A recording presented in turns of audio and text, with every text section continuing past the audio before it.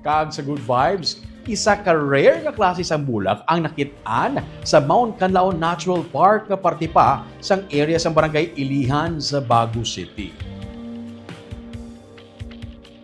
40.5 centimeters ang diameter sang Rafflesia speciosa nga bulak nga nakit-an sang grupo sa Mount Canlaon Natural Park Ranger nga si Israel Balunes sa bahin sa barangay Ilihan sa Baguio City kainasang aga. Istorya ni Israel, ilagi nakalipay nga sa piyak sa mga aktibidad sa Bulkan Canlaon kag paghalit sang Baguio Tino para nga nagakabuhi ang ini nga rare nga bulak. Ang Rafflesia speciosa ang isa ka dako nga bulak nga nagalawig lamang sang 3-5 ka adlaw.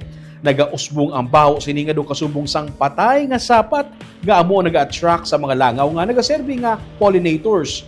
Isa ini ka parasitic plant nga wala sang dahon, wala sang stem, kag wala man sang gamot. Pebrero tubtob Abril ang peak season sa pagpabulak sini kag nagalabot sa 9 ka bulan antes magbuskag ang iya sini nga bulak. Gani tumalagsahon lang makakita sang amo sini nga klase sang bulak nga naga-bloom pa. Sa nagligad nga tuig, may amo man sini nga bulak nga nakitaan sa Israel sa bahay naman sang Barangay Mailom sa Baguio City sa gihapon.